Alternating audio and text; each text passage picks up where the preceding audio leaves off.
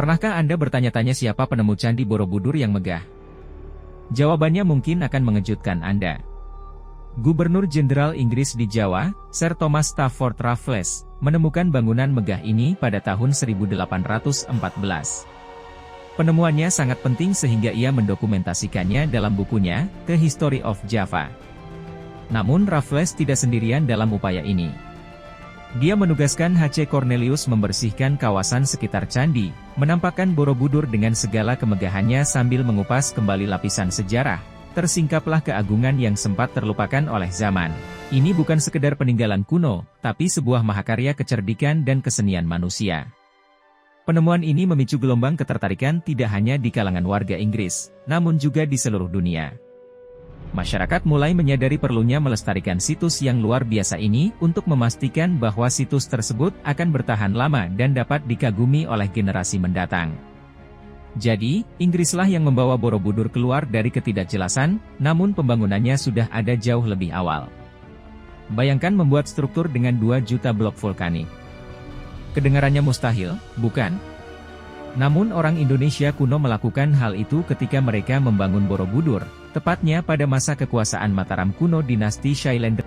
Diukir dan ditempatkan dengan cermat, balok-balok ini bersatu membentuk kuil Buddha terbesar di dunia. Proses konstruksi yang diyakini terjadi antara abad ke-8 dan ke-9, tidak diragukan lagi merupakan tugas yang sangat besar, diperkirakan membutuhkan waktu 75 hingga 100 tahun untuk menyelesaikan aspek konstruksi Borobudur yang menarik.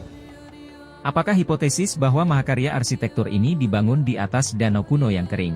Beberapa orang bahkan percaya bahwa dasar candi tenggelam pada abad ke-13 dan ke-14, sehingga semakin memperkuat teori ini.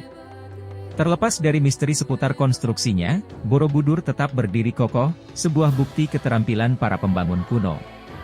Setiap batu, setiap ukiran, setiap sudut candi raksasa ini menceritakan kisah keterampilan, kesabaran, dan semangat ketangguhan manusia yang pantang menyerah. Apa yang diceritakan oleh 2672 ukiran relief tentang Borobudur? Anda mungkin bertanya. Setiap ukiran adalah penutur cerita yang bisu, menceritakan kisah-kisah dari masa yang telah lama berlalu. Di antaranya terdapat 1460 relief menakjubkan yang dengan jelas menggambarkan kehidupan Buddha sejak kelahirannya hingga pencerahannya. Ukiran rumit ini memberi kita gambaran sekilas tentang perjalanan spiritual sosok yang dihormati ini. Namun Borobudur juga memiliki misteri tersendiri.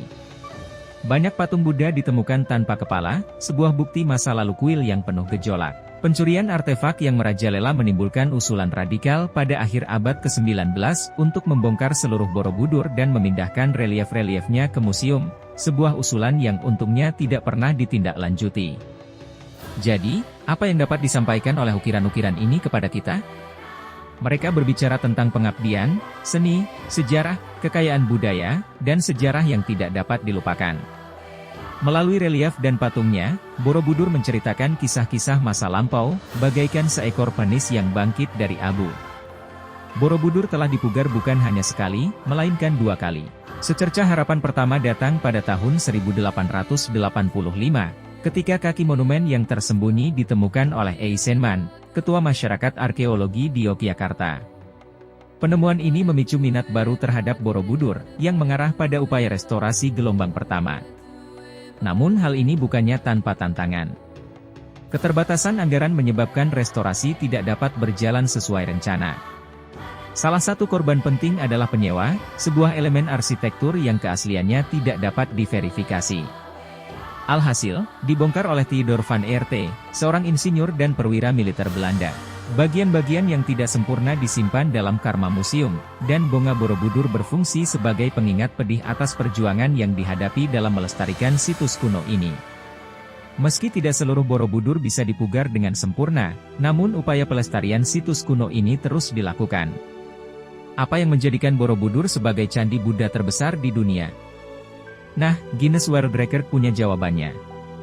Dengan luas lebih dari 15.129 meter persegi, candi megah ini berdiri setinggi 42 meter dengan 10 tingkat. Tidak sulit untuk melihat mengapa tempat ini dianggap sebagai salah satu dari 7 keajaiban dunia.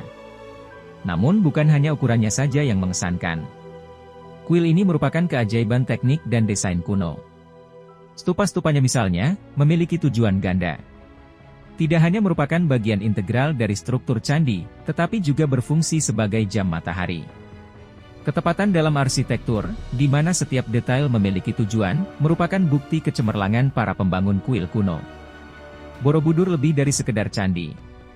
Ini adalah simbol kecerdikan manusia, bukti kekuatan iman dan pengingat abadi akan sejarah kita bersama. Dengan ukuran dan keunikannya, Borobudur memang merupakan keajaiban dunia.